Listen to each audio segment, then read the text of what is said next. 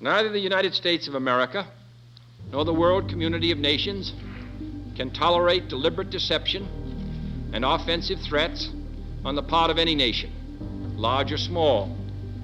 We no longer live in a world where only the actual firing of weapons represents a sufficient challenge to a nation's security to constitute maximum peril. Nuclear weapons are so destructive and ballistic missiles are so swift that any substantially increased possibility of their use or any sudden change in their deployment may well be regarded as a definite threat to peace. For many years, both the Soviet Union and the United States, recognizing this fact, have deployed strategic nuclear weapons with great care, never upsetting the precarious status quo, which ensured that these weapons would not be used in the absence of some vital challenge. Our own strategic missiles have never been transferred to the territory of any other nation under a cloak of secrecy and deception.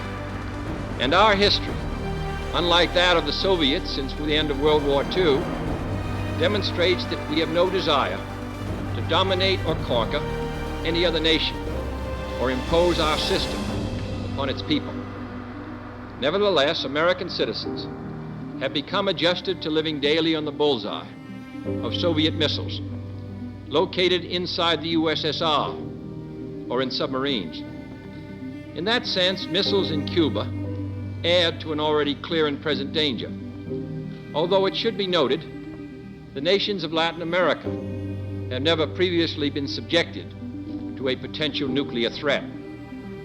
But this secret, swift, extraordinary buildup of communist missiles in an area well known to have a special and historical relationship to the United States and the nations of the Western Hemisphere, in violation of Soviet assurances and in defiance of American and hemispheric policy, this sudden, clandestine decision to station strategic weapons for the first time outside of Soviet soil is a deliberately provocative and unjustified change in the status quo, which cannot be accepted by this country if our courage and our commitments are ever to be trusted again by either friend or foe.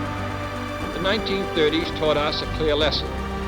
Aggressive conduct, if allowed to go unchecked and unchallenged, ultimately leads to war.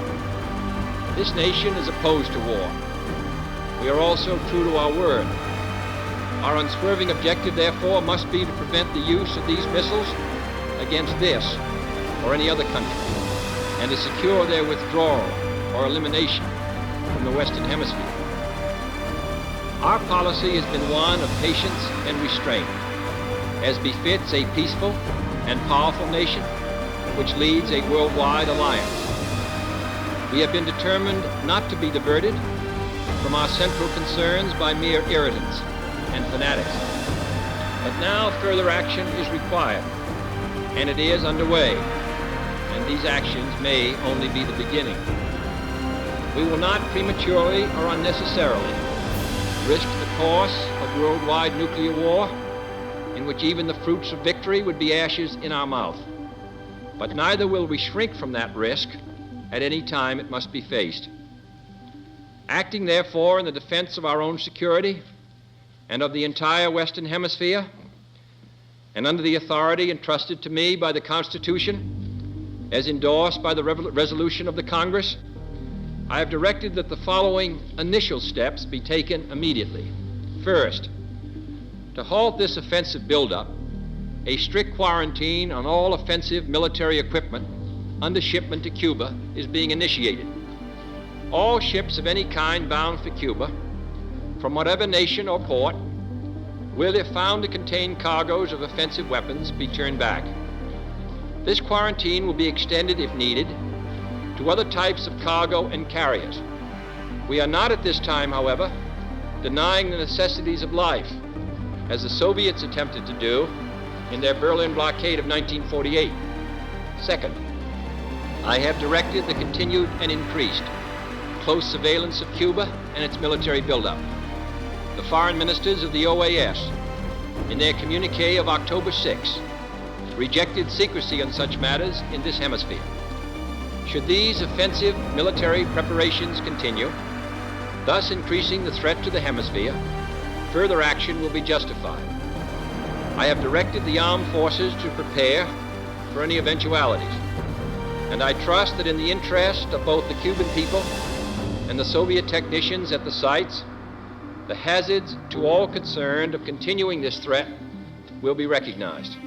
Third, it shall be the policy of this nation to regard any nuclear missile launched from Cuba against any nation in the Western Hemisphere as an attack by the Soviet Union on the United States, requiring a full retaliatory response upon the Soviet Union. Fourth, as a necessary military precaution, I have reinforced our base at Guantanamo, evacuated today the dependents of our personnel there, and ordered additional military units to be on a standby alert basis. Fifth, we are calling tonight for an immediate meeting of the Organization of Consultation under the Organization of American States to consider this threat to hemispheric security and to invoke Articles 6 and 8 of the Rio Treaty in support of all necessary action. The United Nations Charter allows for regional security arrangements, and the nations of this hemisphere decided long ago against the military presence of outside powers. Our other allies around the world have also been alerted. Sixth, under the Charter of the United Nations, we are asking tonight that an emergency meeting of the Security Council be convoked without delay to take action against this latest Soviet threat to world peace. Our resolution will call for the prompt dismantling and withdrawal of all offensive weapons in Cuba under the supervision of UN observers before the quarantine can be lifted. Seventh and finally, I call upon Chairman Khrushchev to halt and eliminate this clandestine, reckless, and provocative threat to world peace and the stable relations between our two nations. I call upon him further to abandon this course of world domination and to join in an historic effort to end the perilous arms race and to transform the history of man.